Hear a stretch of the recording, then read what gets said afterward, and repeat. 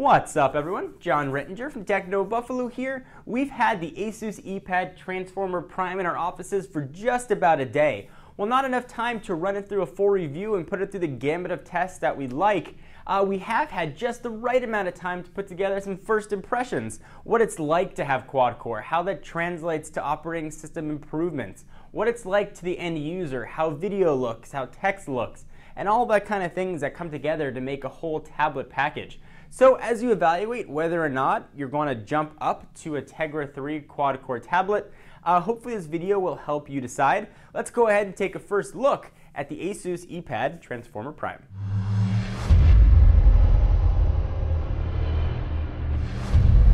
Alright, so first let me run through specs of this guy, and it's highlighted by what's under the hood. Nvidia's Tegra 3 processor, which is actually quad-core, and it does have a 5th companion core in there that does a lot of the background processing at a lower clock speed, so you get improved battery life. So from a pricing standpoint, we're looking at $499 for 32 gig or $599 for 64 gig. No word yet on US 3G pricing or if a 3G model will be available. It is running, as you can see here, Android 3.2 Honeycomb. Asus says that ice cream sandwich will be coming on it. So from a dimension standpoint, it's 263 by 180.8 by a very thin 8.3 millimeters. You can see just how thin that device is right there and how responsive the accelerometer is as I try and show you the thinness. And all of this is going to weigh 568 grams. You're looking at a 10.1 inch Super IPS Plus display. It's LED backlit with a resolution of 1280 by 800, and it's got Gorilla Glass. 12 hours battery, of course, that Tegra 3 chip we talked about, Giga RAM, and again in that 32 or 64 gigabyte capacities. We're going to talk a lot about the camera, but it's got an 8 megapixel shooter on the back, but that's not the only camera that lives here. It's got a 1.2 megapixel shooter up front. I like saying shooter for camera. It makes me feel fancy. All right, so let's go ahead and talk about the tablet. Let's go ahead and start with build quality. When I first reviewed the Asus ePad Transformer, the father or cousin of this guy, I talked about how it was one of the best Android tablets that I'd used, but the build quality felt a little bit plasticky. Not so with the Asus ePad Transformer Prime. The build quality here is outstanding. While the back is still plastic, it does have that brushed metal look and feel to it, and it's an extremely thin tablet. As you're using this, you're really not cognizant of any of the seams. The borders here that go from screen to back are very smooth. I haven't seen any gaps in there, so that means you're not going to get dust that's going to get trapped underneath here, which is always nice. They're a problem that I've had with tablets. Build quality here, at least initially, appears to be absolutely outstanding. The designers at Asus clearly spent a long time making sure that every design aspect of this tablet was accounted for, right down to the almost hidden speaker grills there that live there on the left-hand side. It's got a bit of that tapered look to it, and it sits very nicely on the desk without having any of that tapered sort of wobble that some tablets can have, especially a device like the iPad 1 that had a little bit of that wobble there. This guy sits very, very, very nicely. All right, so first question I had when I took this guy out of the box was speed. It's got a Tegra 3 chip in it. How fast is it going to be? We're still running a full test of benchmarks, so stay tuned to Techno Buffalo to see what those scores are. But how does the speed translate to everyday use? Very well. This is hands down the fastest tablet, not just from a spec standpoint, but from a usage standpoint that I have ever used. So this device has been a completely restarted. Nothing has been opened in the background. It's just extremely fast to scroll through here. Opening applications are an absolute breeze. I haven't had any issue multitasking. Things are just opening very, very, very quickly. And as I go through and sort of show you the speed of the tablet, it's one of those things that you have to actually use yourself. You can take my word for it that it's fast, but this thing is absolutely blistering. So let's go ahead and take a look at the browser. We'll show you a little bit of the speed here in the processor. So we'll go ahead, it's going to load up asus.com. We're connected just to Wi-Fi. And even just from a pinch to zoom standpoint, it's very fast. And one of the cool things that Asus has done, we'll talk a little bit about some of the Asus tweaks here. So you can see as I'm scrolling, there's this little bit of a bar here. And it lets you scroll a little bit easier if you don't feel like flicking. So this experience, at least thus far for the first day, has been very, very fast. Apps load extremely quickly, whether or not I'm loading a really pretty intensive game, or whether or not I'm loading books or the browser. Things just work very quickly, as you'd expect from a device that's this powerful. There's the issue a little bit of the software not being fully optimized for quad-core. Things that are optimized for quad-core absolutely haul, and things that are optimized only for dual-core also absolutely haul, which is great for the end-user experience, which is ultimately of utmost importance. All right, so it's a tablet. It's mostly a big screen with a lot of big specs. So how does this screen look? Well, let me go ahead and show you. Let's go ahead and jump on into the gallery. The resolution here is 1280 by 800 again. So let's go ahead and start with photos and show you what photos look like. And obviously a little bit is lost in translation from the tablet to being recorded, to upload it to YouTube, to whatever connection or data speed you have while you're watching this and what resolution. But images here are absolutely beautiful. The screen on the original ePad Transformer was great. The screen here sort of keeps up with that. Really beautiful. I took this thing outside in direct sunlight, and I had no problem with direct sunlight visibility, and I'll show you why when we get to some of the Asus tweaks in here. But the screen is absolutely beautiful. You also have an incredible amount of viewing angle. Here, as you look at this, you really don't have any sort of washout that you get from some other tablets, really regardless of the angle that you're looking at, regardless of the lights that I have here while I'm using while I'm filming. The screen is just absolutely vibrant and extremely beautiful here as you go through and take a look at some of the images. But images aren't the only thing you're going to want to do on your tablet. What about videos? Let me go and show you what some videos look like here. The folks at Asus preloaded a few on here, and while I was viewing YouTube videos or videos that I took myself, things worked very nicely. So let's go ahead and look at videos. And we'll open up a Nvidia Tegra 3 video. And it's going to go ahead and talk about Tegra 3, and you can see just how nicely things look here. If you want to rent a movie from the Android market or put a movie on that you bought yourself, it is an incredible video experience. It really looks nicely. It looks nice. 1280 by 800. It's not the highest resolution screen out there, but it does look very nice to the end user experience. I'm not noticing any sort of pixelation at all, and especially when you're dealing with fast motion. Like if you're watching sporting events or sports highlights or things that have a lot of quick movement to it, the refresh rate seems to be extremely high. So let's go ahead and talk a little bit about text. Let's go ahead and look at Google Books, one of the apps I opened earlier. Let's go ahead and read Lewis Carroll's Alice in Wonderland. And you can see what text is going to look like on here. And of course you can adjust the backlight to sort of suit your needs. And it's that Google Book experience that we've seen. And things look, pretty nice. You don't have any sort of pixelation here at all as you're going through and looking at text in books. And you've got a little bit of ice cream sandwich-esque things here. The menu buttons at the bottom sort of disappear to those three dots. You have to know where they are. If you go ahead and hit home, you can jump back. Let me show you the text on some website where you can zoom all the way in. Let's go ahead and launch Techno Buffalo.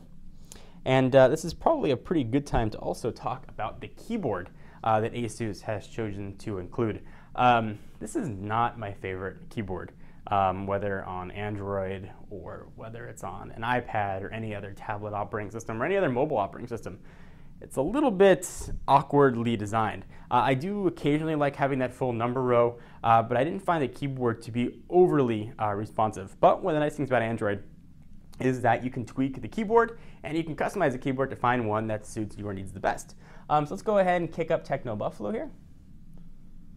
There we go. And we'll go ahead and take a look at an article and we'll see what some text look like. So we've got, let's pick something interesting. Breaking news, GamePro magazine is no more. Just sad, I used to read that magazine all the time as a kid. So we'll go ahead and scroll down a little bit to hear some text, and we'll do a little bit of zooming in. And as we zoom all the way in, at least as far as it's going to let us go, we're not having any pixelation at all. The text is very crisp, and the text is very, very, very clear. So don't have to worry about that much at all. And as I'm going through and using this tablet, you notice that my fingers are on here as well, and I got pretty clean hands. I just washed them. I wash them, several times a day. So they're not the dirtiest. I don't have greasy pizza fingers. But the screen was just cleaned before I started filming, and it is already just littered with fingerprints. Now, it's going to be true with a lot of tablets. This one seems to just suck in fingerprints. I wondered why they included a cleaning cloth with it. Now I know why. You're going to want to keep a shirt handy or some sort of cleaning cloth with you as you're using this tablet. Something to keep in mind. All right, so let's talk about games. This is one of the things that I was most looking forward to with the Transformer Prime. It was one of the things that Asus was really touting during some of the press demos, was how this thing is going to handle games. And this is one of the examples where you can see software that's optimized for quad core. So let's go ahead and take a look at one of the games that takes most advantage of it. And of course, we'll go ahead and take a look at Riptide. I say of course, like you knew I was going to select Riptide. There are a lot of choices here. You can download a ton of optimized games from the Tegra zone when this is going to be released. So we'll go ahead and touch to start. And you can see some of the, we'll go ahead and click erase and jump right in here. Alpha City, Tiger Shark. So this is a fun game for jet skiing, and you can sort of see the detail in the water here. It's going to tell me to race, and you control it with the accelerometer. But you can see sort of the amount of background detail that's here in the processing that can be done. I'm going to crash into the wall. But it's really an impressive experience. Probably the most impressive game, though, that we played is Shadowgun. And this is a game that we actually hooked up via the HDMI port out on the side to an HD television in the office, and was playing on a big screen TV while using a wireless controller. And we'll talk about that in the full review and a gaming overview that we're going to do. But it is something that this is capable of doing, especially with the bigger horsepower. So let me show you what this looks like. It's very Gears of War-esque.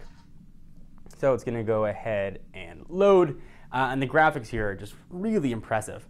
What's most exciting about this is what developers are going to be able to do as they get a hold of the hardware and begin to take advantage of everything that quad core is going to be capable of, and of course the Tegra 3 is going to be capable of. You know, the future is supposed to be very bright, and I expect it to be very bright. You know, we're probably looking at a paradigm-shifting tablet here as we sort of change from battery-draining dual-core to really battery-sipping quad-core. So you can go ahead and see what things look like and see the graphics here. You know, it is, I'd say, last-generation console quality. So, you know, it looks very close to a, you know, PS2 original Xbox here. Things are just really beautiful, and this is an early game. You know, as developers get better chance, you're really going to see an improved experience. And again, go ahead and output this via HDMI out, which lives right there, to an HD television, and you can game either right on the tablet, or you can pick up, you know, a variety of wireless controllers to get your game on. Of course, this one is sort of PS3-esque or PlayStation-esque. Let's go ahead and exit out of this game, kind of despite how much I want to play it. Go ahead and rotate this back into landscape, and let's continue our first impressions. All right, so this is running Honeycomb, but there are a lot of Nvidia little tweaks in here, and some of the best tweaks are actually these widgets. Widgets in Honeycomb, some people love them, some people don't. I really like what Asus has done with them. They don't take up a lot of space. You can still see the background. They sort of hover there. So you can see my location, the amount of emails I've got. This is really handy for battery, and there's a ton of others as well. So let's go ahead and show you what they are. So you can see Asus email, it's the Asus time, and then you've got sort of your stock Honeycomb ones. And I guess now stock ice cream sandwich they've got on the Galaxy Nexus. They're all very similar. But the Asus tweaks here are really nice, but they extend far past widgets. Let me go ahead and show you some of them here. So we'll jump into settings, take a look at Asus customized settings. And here's sort of where things kind of get interesting. So I mentioned earlier that it's got great outdoor visibility. Super IPS outdoor mode. So the screen brightness is set to a high level, consumes more battery power. So you can sort of determine whether or not you're indoor or outdoor. I'll just adjust the brightness for you here.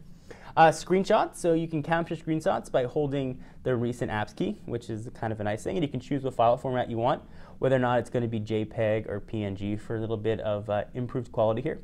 This is probably one of the most interesting tweaks, is system performance. So normal mode, it's going to give you the most optimal performance. It's going to use those quad core whenever possible, and it'll use that companion core. The least balanced mode will obviously find a balance between the two of them there. And power saving mode is, well, quite obviously going to power save for you. And it'll use that companion core at the low voltage or low processor low clock speed companion cord as often as it can. It's nice to sort of have these options without having to go through and tweak or do any hacking to control things here. A notification panel, Asus quick settings, and touchpad pointer style, so mouse cursor mode if you want. It'll sort of give you a cursor as you use it. And then you've got some settings for the optional keyboard dock, which we'll talk about in the full review, and you can see the unboxing of over on Techno Buffalo. All right, so let me go ahead and show you some other cool things here, and I'll run through this stuff very quickly. The camera, it's got the 8 megapixel camera, takes pretty decent pictures, at least it appears to. But what's really cool is the video side of things. If I scroll into video, we take a look at some of the settings. This is one of the areas where you'll start seeing the advantages of quad core. So I go ahead and take a look at some of the options here, particularly that one right down below. If I can get the glare out of the way. You've got time-lapse intervals. So actually this can take and process time-lapse video for you. So you can speed things up really quickly. And it works very nicely, and we'll do full demonstrations again in the full review. So in conclusion, first impressions, this is Honeycomb better than you've ever seen it. If you've experienced Honeycomb on another tablet and you've had a nice experience or maybe a less than nice experience, you haven't experienced Honeycomb until you've seen it on the Transformer Prime, which makes me even more excited about Ice Cream Sandwich on this. I was a bit skeptical and dubious that this was going to launch without Ice Cream Sandwich. The software wasn't always necessarily written for quad core, but this is extremely fast from the end user experience. This is a tablet I could very easily use every day. But again, this is just my impressions after 24 hours. This may change as we run it through benchmarks and tests and sort of see what else it's capable of doing. But it appears to be a very quick, very capable tablet, which really deserves a top spot on your tablet wish lists. So guys, if you have any questions or things you want to see us covered in upcoming videos or to mention in our full review, leave your comments down below. And for all your coverage of the Asus ePad Transformer Prime, be sure to check us out on Techno Buffalo for all your tech news as well. I am John Rettinger, and I will see you in the next video. Bye-bye.